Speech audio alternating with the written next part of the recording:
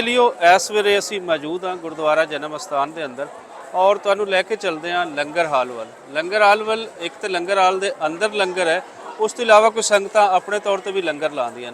सो देखते हैं उसकी तैयारी और लोग इस टाइम वेले उसते किंज मौजूद हैं, की कर रहे हैं। आओ चलिए जी।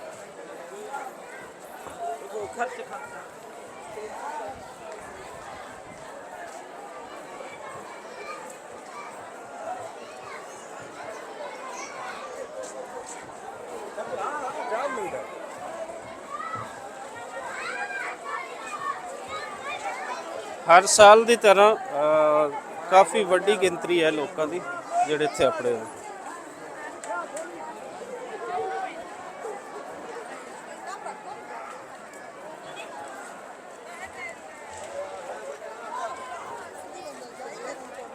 इत्थे बहुत सारे लोग उन्हों का रात का जिहड़ा स्टे है लगता है कि उन्होंने इत्थे कीता है।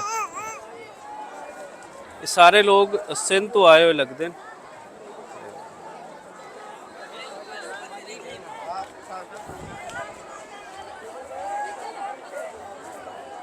ये अंदर तुहानू नज़र आ रही होएगा सिंध के लोग काफ़ी हैं और सिंध के कल्चर खासकर जिहड़ा थरी कल्चर है सिंध के अंदर उसकी काफ़ी ज़्यादा सानू लोग जिहड़े हैं वो देखने को नज़र आ रहे हैं।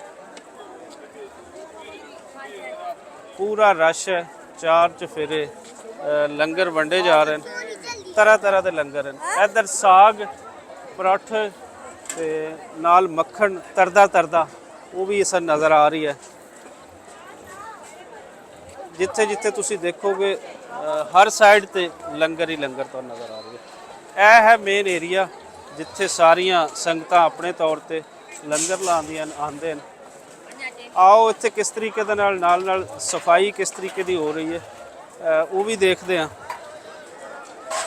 इत्थे अगर असी देखिए तो यह नाल सारी सफाई जिहड़ी है वो भी हो रही है। बर्तन नाल धोपे जा रहे हैं और गुरुद्वारे के अंदर आइए तो ये फ्री सर्विस होंदी हैं।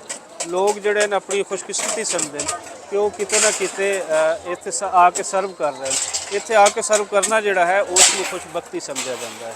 ये नहीं किया जाता कि लोगों ने ड्यूटीज लाइया जाती हैं। लोग वलंटरी रज़ाकाराना तौर पर अपने तौर पर सारा कुछ करते हैं।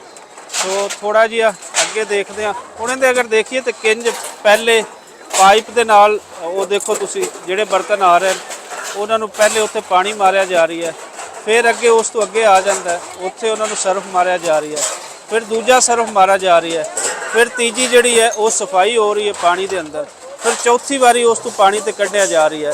सो एक बहुत अच्छा जिहड़ा है सिस्टम ये है, मतलब इस तरह की सफाई घरों के अंदर सानू मिल सकती है, बाकी किसी थां ते नहीं मिलती। हुण तुसीं देखो फैसल साहब थोड़ा वो दिखाओ पहला बर्तन कित्थे आया है, वो आया है उत्थों ही उसने साफ होकर अगे आना है, उसको पानी तेज़ वो मार दिता जाता है। उस तो अगे वो जिथे फैरोजी रंग वाली मेरी भैन जी बैठे उत्थे पहला उसनू सर्फ के नाल उसनू वो धोया जा रही है, साबण के नाल धोया जा रही है। उस तो अगे फिर ए दूसरा जिहड़ा है ए जिहड़े पीले रुमाल वाले भाईजान बैठे इत्थे फिर दोबारा उसनू साफ किया जा रही है। हुण उत्थे हो गया उनका साबण मारन वाला प्रोसैस कंप्लीट हो गया, साबण मारन वाले प्रोसैस तो अगे उसकी सफाई का अमल शुरू हो गया कि उत्थे उसनू साफ किया गया, पहली उसकी सफाई हो गई है।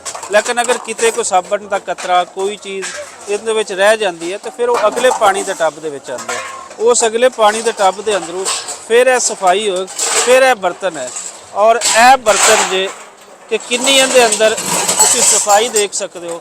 यह बर्तन साफ सुथरा यह बर्तन जा रही है जी, ठीक है। यह होंदी है गुरुद्वारे के अंदर जो भी तुसीं लंगर हाल दे आंदे हो, संगत ला रहे इन्हों किसी भी साइड तो देखो तुहानूं चमकदा होया मिलेगा यह चीज़।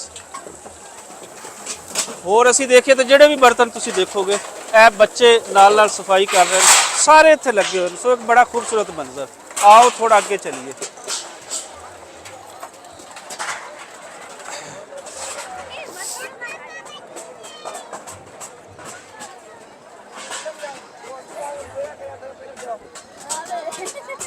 चार चफेरे लंगर ही लंगर।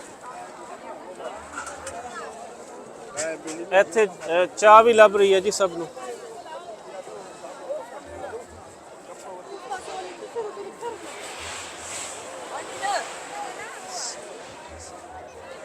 ਸਭ ਲਈ ਹੈ।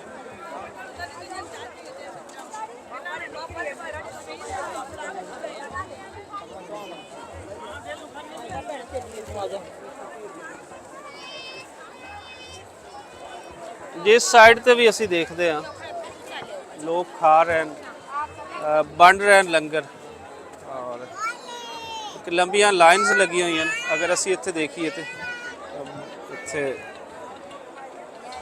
ਲੱਗਦਾ ਸਾਨੂੰ ਸਾਡਾ ਰਸਤਾ ਵੀ ਬਦਲਣਾ ਪੈਣਾ। ਅਸੀਂ ਆ ਗਏ ਹਾਂ, ਇੱਕ ਲੰਬੀ ਲਾਈਨ ਹੈ। ਤੁਸੀਂ ਫੈਸਲ ਸਾਹਿਬ ਦਿਖਾਓ, ਅੱਗਿਓਂ ਲੈ ਕੇ ਪਿੱਛੇ ਤੱਕ ਇੰਜ ਦਿਖਾਓ ਜ਼ਰਾ ਬੱਚਿਆਂ ਦਾ।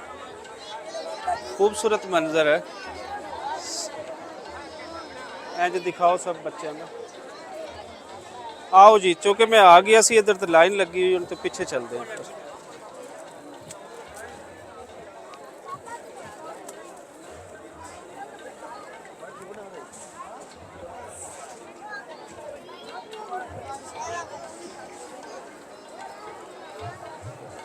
ऊपर लिखा है भी है, वो दिखाओ जी, फ्री स्टॉल है।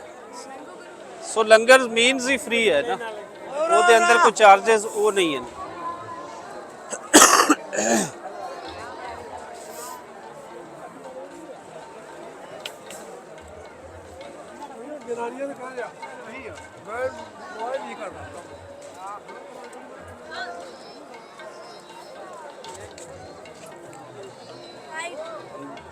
जिथे तक जावांगे जी पिछे इंज ही लाइन्स लगे हुए, इंज ही लोग जड़े आ वो लंगर लै रहे आ और खा रहे आ।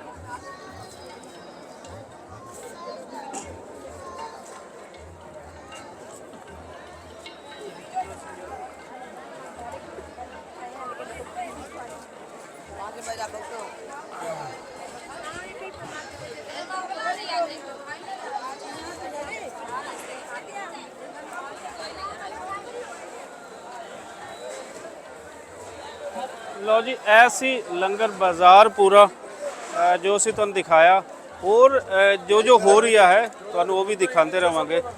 जुड़े रहना पंजाबी प्रचार के नाल, और मुख्तलिफ लोगों के इंटरव्यूज़ भी असी कर रहे हैं, वो भी तुहानूं दिखाते हैं।